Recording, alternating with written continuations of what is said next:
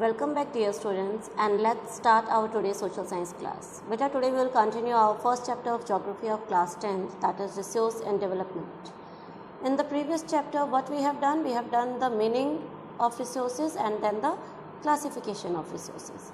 Today we will do that how we are using those freely available resources indiscriminately and what problem it is causing. Indiscriminate use मतलब using the resources in a way that we are not bothering about the future. We are wasting the resources. Why? Just because they are available free of cost to all of us. Okay. Now what problems are creating because of this indiscriminate use of resources? First problem आप देखेंगे, many resources got depleted.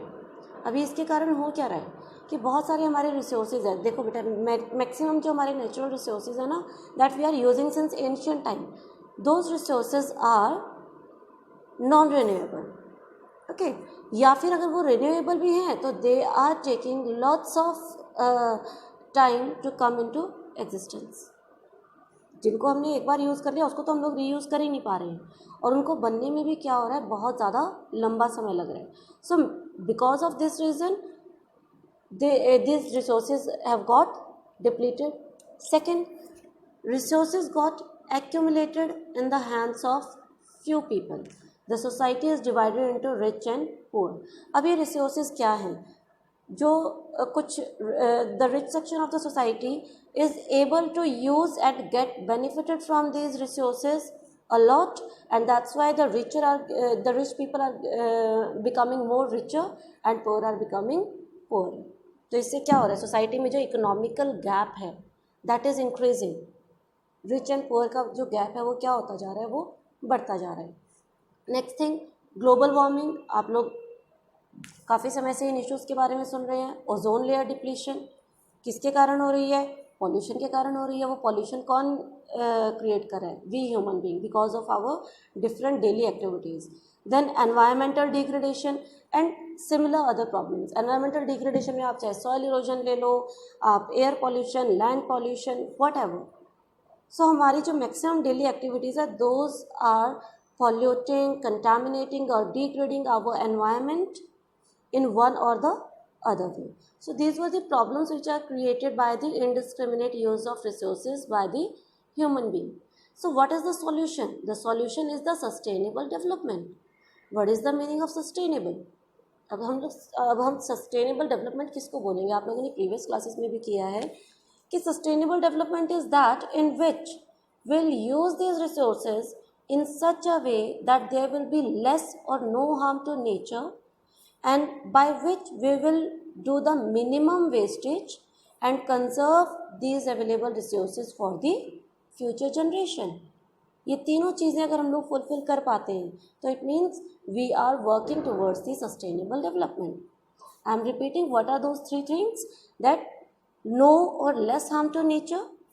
Second thing, we should do minimum or no wastage to these resources, and third thing, we have to conserve these available resources for our future generation.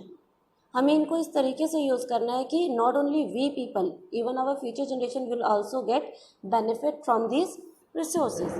So if we'll work on this way, in this way, then of course we will be able to save our nature and the environment. अब इसके लिए हमें करना क्या होगा, for this to achieve this target of sustainable development we have to make proper planning. कोई भी चीज़ जब हम लोग अचीव करना चाहते हैं तो हमें क्या करना पड़ता है, हमें प्रॉपर प्लानिंग करनी पड़ती है. अब आप लोगों के एग्ज़ाम भी होते हैं, आप लोग अपने एग्ज़ाम की प्रिपरेशन करते हो तो आप लोग अपना एक कुछ ना कुछ तो सेटिंग करते हो ना कि मैं सबसे पहले ये चीज़ मुझे ईजी लगती है तो मैं इसको याद कर लूँगा, या ये मुझे ज़्यादा डिफिकल्ट लगती है तो पहले मुझे ये चीज़ अपनी फिनिश करनी है, राइट. तो ऐसे ही सस्टेनेबल डेवलपमेंट के टारगेट को अचीव करने के लिए we have to make a proper planning and that is the resource planning. अब रिसोर्स प्लानिंग करते कैसे हैं, इसके मीनिंग, इसकी डेफिनेशन आपको लर्न होनी चाहिए. It is important that what is resource planning. Resource planning is a technique और skill of proper utilization of resources and it has 3 important steps. First step में हम लोग क्या करेंगे, फर्स्ट स्टेप में will do identification and listing of resources. यानी सबसे पहले हम लोग ये पता लगाएंगे, सर्वेज होंगे, पूरा मैपिंग वगैरह तैयार की जाएगी जिसमें हम लोग देखेंगे कि किन किन एरियाज़ में कौन से रिसोर्सेज अवेलेबल हैं, उनकी पूरी लिस्ट तैयार की जाएगी। And what is the quality and quantity of those resources, यानी किस एरिया में कौन से रिसोर्सेज कितनी मात्रा में अवेलेबल है और उसकी क्वालिटी क्या है। ठीक है, तो फर्स्ट स्टेप में हम लोग करेंगे identification and listing of resources. Second is planning of exploitation, यानी प्लानिंग ऑफ इट्स यूज़। तो सेकेंड में अब हम लोग करेंगे कि अब हमारे पास एक पूरा एक टेबल तैयार हो जाएगा, एक हमारे पास लिस्ट तैयार हो जाएगी कि हमारे पास ये सभी रिसोर्सेज अवेलेबल हैं। ठीक है, अब हम लोग नेक्स्ट स्टेप क्या करेंगे, now we have to choose that where and how these resources are to be used. किस चीज़ में, एग्रीकल्चर डेवलपमेंट में कितने यूज़ करने हैं, इंडस्ट्रियल डेवलपमेंट में कितने यूज़ करने हैं, अर्बन एरियाज़ के डेवलपमेंट के लिए कितने यूज़ करने हैं, रूरल एरियाज़ के डेवलपमेंट के लिए कितने यूज़ करने हैं। तो जो भी हमारी डिफरेंट फील्ड्स होती हैं उसमें किस चीज़ में किस रिसोर्स की कितनी रिक्वायरमेंट है और हम लोग कितना उसमें से सेव कर सकते हैं, कौन सी टेक्नोलॉजी हमें यूज़ करनी है, ये सारी चीज़ें हम लोग किस में करेंगे, हमारे सेकेंड स्टेप में, that is planning for exploitation. अब रिसोर्स प्लानिंग डिपार्टमेंट ने ये सारा कुछ कर लिया। अब थर्ड स्टेप में क्या करेंगे, match resource development plans with the national development plans. अब नेशनल डेवलपमेंट प्लान मतलब आप लोगों ने देखा होगा, गवर्नमेंट भी हर साल जो है अपनी पूरी प्लानिंग करती है, हमारा बजट तैयार होता है जिसमें दिखाते हैं कि रूरल एरिया के डेवलपमेंट के लिए इतना, एग्रीकल्चर के लिए इतना है, इंडस्ट्रियल एरियाज़ के लिए इतना है। तो अब क्या करना है, अब वो जो रिसोर्स प्लानिंग हुई है वो किसके साथ मैच होनी चाहिए, वो मैच होनी चाहिए जो गवर्नमेंट अपना नेशनल डेवलपमेंट प्रोग्राम बना रही है। अब आप ये इमेजिन करो वो मैच होना क्यों ज़रूरी है, why it should be cope up with each other.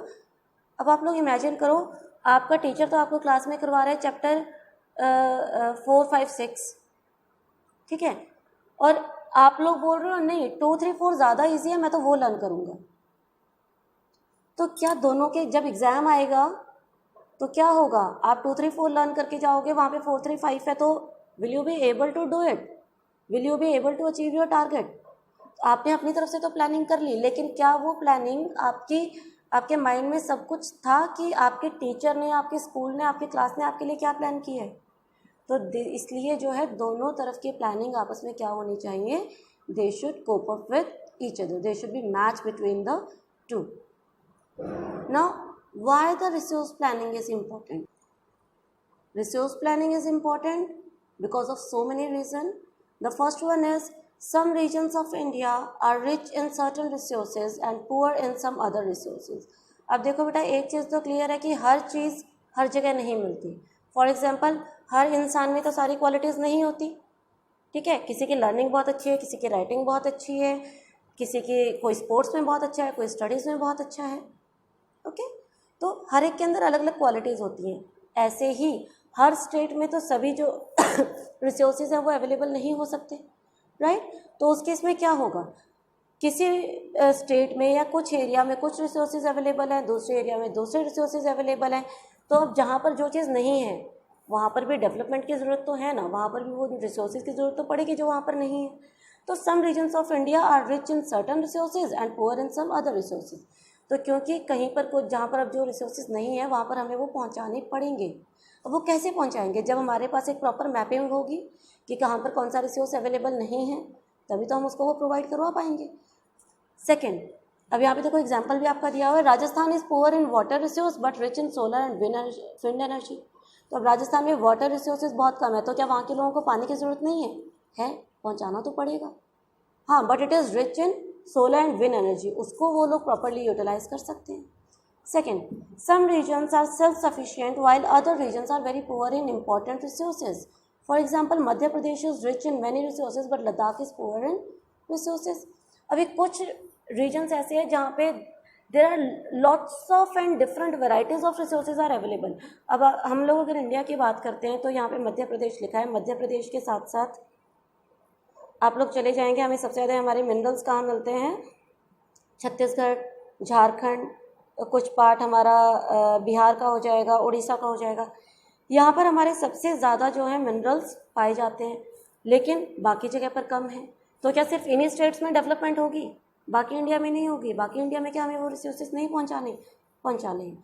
तो जो स्टेट्स या जो रीजन सेल्फ सफिशिएंट हैं वहाँ पे उनके यूज़ के लिए रख के भी now the rest of the resources should be in the reach of other areas, in the reach of other people. Next, wastage of resources can be avoided by planning. अब अगर हम लोग प्लानिंग नहीं करेंगे तो क्या होगा कि हम लोग रिसोर्सेज को प्रॉपर वे में यूटिलाइज नहीं कर पाएंगे, और हो सकता है कि अगर हम लोग प्रॉपर यूटिलाइजेशन नहीं करेंगे प्लानिंग के साथ तो उनकी वेस्टेज भी क्या होगी, ज़्यादा होगी।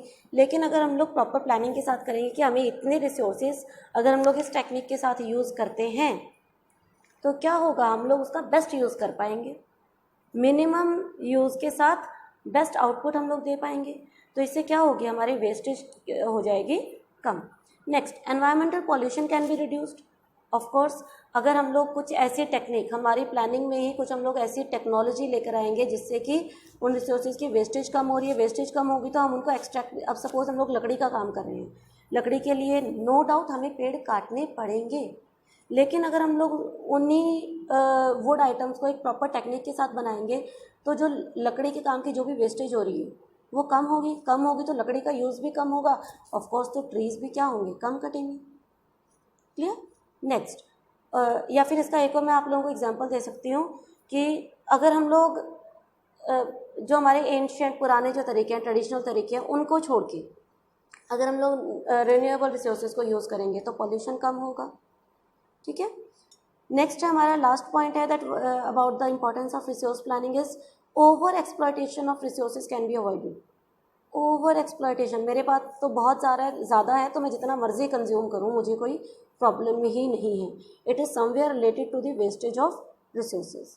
तो अगर हम लोग प्रॉपर प्लानिंग के साथ चलेंगे तो ये जो अनइक्वल डिस्ट्रीब्यूशन है रिसोर्सेज की, जो हमने फर्स्ट एंड सेकंड पॉइंट में पढ़ी है, एक तो जो अनइक्वल डिस्ट्रीब्यूशन है, किसी के पास बहुत ज़्यादा है, किसी के पास बहुत कम है, ठीक है, तो हम लोग इस प्रॉब्लम को सॉल्व कर पाएंगे। जिनके पास जो से रिसोर्सेज अवेलेबल नहीं है उन एरियाज़ में उनको पहुंचा के उस एरिया की भी प्रॉपर डेवलपमेंट की जा सकती है। वेस्टेज हम लोग कम कर पाएंगे, ओवर एक्सप्लॉयटेशन को हम लोग अवॉइड कर सकते हैं, and net environmental pollution can be reduced with the help of the resource planning. अब रिसोर्स प्लानिंग के साथ साथ one more thing is important, that is resource conservation. We need to conserve means we need to save this resources. ठीक है, अभी उनको सेव करना क्यों ज़रूरी है? In order to meet the present need, अपनी आज की ज़रूरतों को पूरा करने के लिए, साथ साथ to store a part of it for the future generation. आज के साथ साथ फ्यूचर के लिए भी, हमारी जो फ्यूचर जनरेशन है उसके लिए भी हमें इनको बचाना ज़रूरी है। And this type of development we can say if will work in this way, it means we are conserving our resources. Now why it is necessary? It is necessary resource conservation and planning, it is necessary. First is many resources are non renewable. हमने अभी थोड़ी देर पहले भी किया है कि हमारे जो मैक्सिमम रिसोर्सेज हैं वो क्या है, नॉन रिन्यूएबल है, यानी कि once they are used they are exhausted, they are finished. अब हम उनको दोबारा यूज़ नहीं कर सकते। एग्जाम्पल, आपने अपनी बाइक में एक बार पेट्रोल डाल लिया, बाइक चलाई, 500 का पेट्रोल ख़त्म। क्या आप दोबारा से वो जो पेट्रोल धुआं बन चुका है उसको दोबारा से पेट्रोल में कन्वर्ट कर सकते हो? नहीं कर सकते। ठीक है, कोयला एक बार जल गया, राख बन गया, इट्स फिनिश। क्या आप उसको दोबारा से यूज़ कर सकते हो? नहीं कर सकते। So these are non renewable, you can not reuse these resources. अब क्योंकि हम इनको रीयूज़ नहीं कर सकते तो इसलिए हमें इनके यूज़ पर भी क्या देना चाहिए, ध्यान देना चाहिए, एंड दे आर एग्जॉस्टिबल। दूसरी चीज़ है, आप देखेंगे if we conserve them we can use them for a longer period. अभी नो डाउट हम लोग यूज़ करेंगे तो ख़त्म तो होंगे ही, लेकिन प्रॉब्लम क्या है, इनके बनने में जो समय लगता है, it takes a very long time. इन रिसोर्सेज को बनने में it take millions of years and we just exhaust them within few years. अब जब इतना गैप हो जाएगा उसकी प्रोडक्शन और कंजम्पशन में, गैप इतना ज़्यादा बढ़ जाएगा तो हम लोग कंजम्पशन तो बहुत तेज़ी से कर रहे हैं लेकिन जो प्रोडक्शन है वो बहुत स्लो हो रही है। तो इससे क्या होगा, हमारे रिसोर्सेज एक टाइम ऐसा आएगा कि रिसोर्सेज टोटली ख़त्म हो जाएंगे। तो हम इनको लंबे समय तक यूज़ कर पाएँ उसके लिए हमें प्रॉपर इनको सेव भी करना पड़ेगा ताकि हम फ्यूचर में हम खुद भी और हमारी फ्यूचर जनरेशन्स भी इनको यूज़ कर सके। Second thing, conservation of resource help us to reduce wastage. Of course हम इनको सेव कर रहे हैं, मतलब हम इनको वेस्ट होने से बचा रहे हैं, which will help in our economic progress. And the third one is resource conservation help us to protect the environment. हम लोग जब अपने नेचुरल प्रोडक्ट्स को बचाएंगे, मतलब हम अपने नेचर को बचाएंगे, हम अपने एनवायरनमेंट को बचाएंगे, तो इट मीन्स डायरेक्टली और indirectly we will be protecting our environment also. So this is the reason that why we need to do the resource conservation. अब इसी बात को लेकर गांधी जी ने एक बात कही है, Gandhi ji's ideas on resource conservation. What he said, the first statement by Gandhiji is, according to Gandhiji, there is enough for everybody's need and not for anybody's greed. This is an important question बेटा, जो आपके exam point of view से है, and ये आपका direct statement as it is आती है and you have to justify it. Now what is the meaning of this term? There is enough for everybody's need, कि हमारे पास नेचुरल रिसोर्सेज इतने अवेलेबल हैं कि we can, if we'll use them in a justified way, in a proper way, it will be able to fulfill the need or the requirement of each and every person, but not for anybody's greed. लेकिन अगर इनका use कोई एक ही person अपने लालच को पूरा करने के लिए करता रहेगा, या अभी जैसे हमने पीछे एक पॉइंट किया था कि it is compiled in hands of few rich people, तो अगर सिर्फ सोसाइटी का एक पर्टिकुलर हिस्सा ही इन रिसोर्सेज का फ़ायदा उठाएगा, इन रिसोर्सेज को यूज़ करेगा, तो क्या होगा?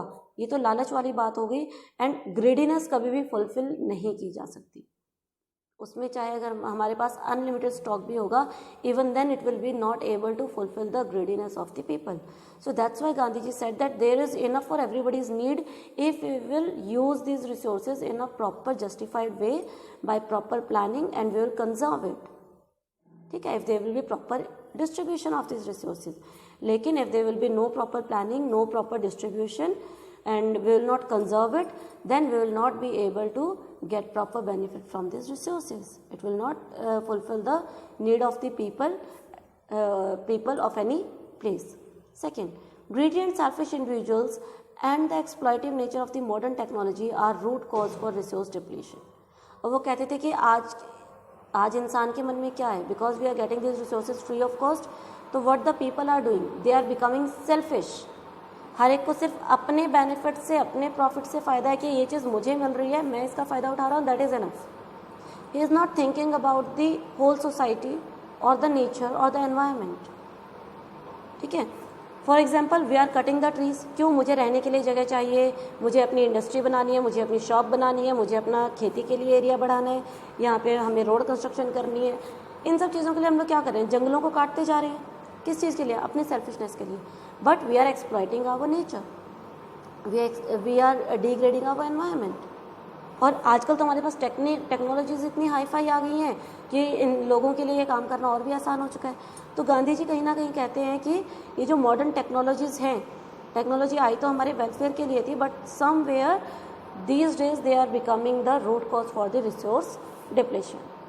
And third thing that he said, that he was against mass production and wanted to replace it with the production by masses. देखेंगे बेटा कितनी important and कितनी meaningful term है, mass production and production by masses। इस term को आप ध्यान से देखेंगे। What is the meaning of mass production? And here production by masses. Mass production एक साथ large quantity में production करना, that is called mass production। ठीक है, एक साथ एक समय में लार्ज क्वांटिटी किसी भी चीज़ की प्रोड्यूस करना, that is called mass production. And production by masses, यहाँ पर मास का मतलब है ग्रुप ऑफ पीपल। तो अब एक साथ बहुत सारी प्रोडक्शन किसके थ्रू होती है? मशीनरीज के थ्रू हो सकती है, इंसानों के थ्रू तो नहीं होगी। इंसान तो अपना काम स्टेप बाय स्टेप धीरे धीरे करेगा, एक बार में वो एक क्वांटिटी, 2 क्वांटिटी, 10 क्वांटिटी लिमिटेड बनाएगा। लेकिन जब हम कोई चीज़ मशीन्स के थ्रू प्रोड्यूस करते हैं तो हम लोग एक बार में बहुत ज़्यादा चीज़ें जो है प्रोड्यूस कर पाते हैं in a large group, in a large quantity. तो गांधी जी के, अब कोई चीज़ जब बहुत जल्दी जल्दी बनेगी तो उसके लिए रॉ मटेरियल भी हम लोग जल्दी जल्दी लाएंगे। लकड़ी का सामान बन रहा है जी, मशीन से कटिंग हो रही है, मशीन से बन रहा है, तो क्या हो गया? वो मशीन से बनने के कारण उसकी कंजम्पशन बहुत जल्दी फिनिश हो गई, तो हमें नेक्स्ट स्टॉक भी तो वुड का जल्दी चाहिए। तो गांधी जी कहते थे कि अगर हमें रिसोर्स कंजर्व करने हैं तो क्या करना पड़ेगा, we should stop mass production, यानी we should stop using these technologies and we should focus on the production by masses. हमें लोगों के द्वारा जो प्रोडक्शन की जाती है उसके ऊपर ज़्यादा ध्यान देना चाहिए। क्यों? इससे दो फायदे होंगे, एक तो हम लोग नेचर को कंजर्व कर पाएंगे एंड दूसरा लोग जो बेरोजगार होते जा रहे हैं those people will get the job, those people will get the source of earning. So these were the ideas of Gandhi ji on the resource conservation. Beta, here our chapter is finished. I hope the topic is clear to you all till here. Read the chapter till here carefully and we'll discuss our problem later on and continue our topic in the next video. Till then, have a good day.